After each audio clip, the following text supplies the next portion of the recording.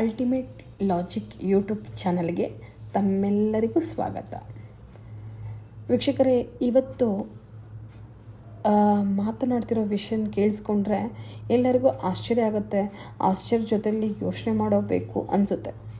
ಹೌದು ವೀಕ್ಷಕರೇ, words just baker. ಪ್ರಪಂಚದ ಶ್ರೀಮಂತ ಭಿಕ್ಷುಕ. ಇದೇನಪ್ಪ, ಭಿಕ್ಷುಕ ಅಂದರೆ ಭಿಕ್ಷುಕ ಅಲ್ವಾ, ಶ್ರೀಮಂತ ಹೇಗೆ ಬಂತು? ಹೌದು ವೀಕ್ಷಕರೇ, ಭಿಕ್ಷುಕ ಅಂದರೆ ನಮ್ಮ ಮೈಂಡಲ್ಲಿ ಬರೋದೇನು?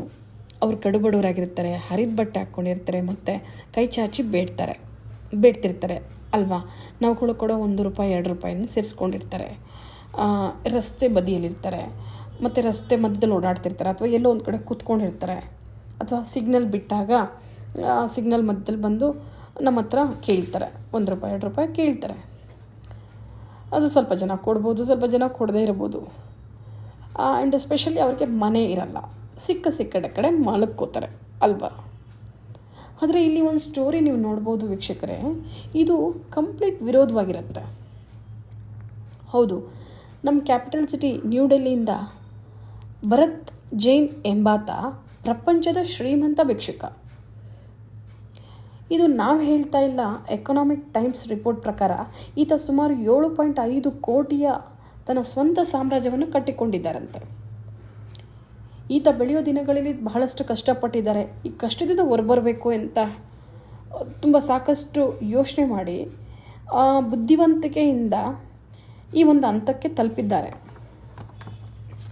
ವೀಕ್ಷಕರೇ, ಈ ಭಿಕ್ಷುಕನ ಮಂತ್ಲಿ ಇನ್ಕಮ್ಮು 60,000ರಿಂದ 75,000ವರೆಗೂ. ಇದು ಮೋಸ್ಟ್ ಸ್ಯಾಲ್ರಿಡ್ ಪ್ರೊಫೆಷ್ನಲ್ಗಿಂತ ಜಾಸ್ತಿನೇ ಇರಬಹುದು. ವೀಕ್ಷಕರೇ, ಈತ ತುಂಬ ಬುದ್ಧಿವಂತ. ಈತನ ಅರ್ನಿಂಗ್ಸ್ನ ಸಾಕಷ್ಟು ಭಾಗ ಈತ ಇನ್ವೆಸ್ಟ್ ಮಾಡ್ತಿದ್ದ.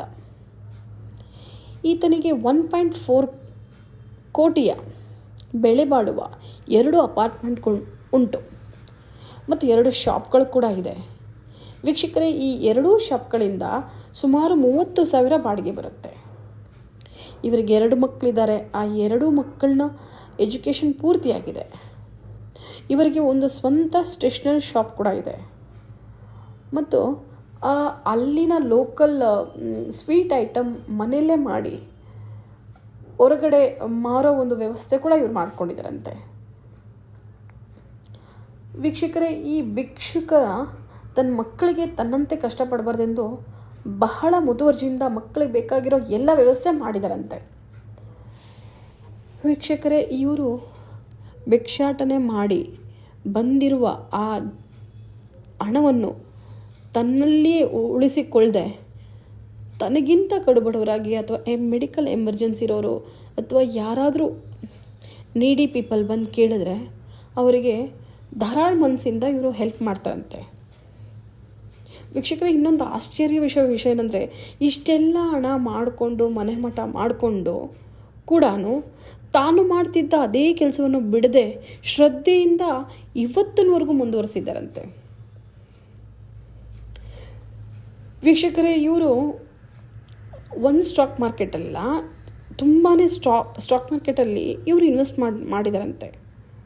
ಮತ್ತು ಲೋಕಲ್ ಬಿಸ್ನೆಸ್ ಪೀಪಲ್ ಜೊತೆ ಸೇರಿ ಪಾರ್ಟ್ನರ್ಶಿಪ್ಪಲ್ಲಿ ಈ ಚಿಕ್ಕ ಸ್ಮಾಲ್ ರೆಸ್ಟೋರೆಂಟು ಮತ್ತು ಕ್ಲಾತಿಂಗ್ ಸ್ಟೋರ್ಸ್ಗಳಿಗೆಲ್ಲ ಪಾರ್ಟ್ನರ್ಶಿಪ್ಪಲ್ಲಿ ವರ್ಕ್ ಮಾಡ್ತಾ ಇದ್ದಾರಂತೆ.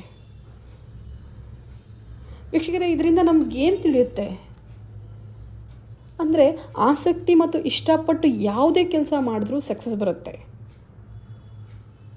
ಸೊ ದೇವರು ನಮಗೇನು ಕೆಲಸ ಕೊಟ್ಟಿದ್ದಾರೆ ಅದನ್ನು ನಾವು ಶ್ರದ್ಧೆಯಿಂದ ಮಾಡಿದ್ರೆ ಸಕ್ಸಸ್ ಖಂಡಿತ ಬರುತ್ತೆ ಅಲ್ವಾ.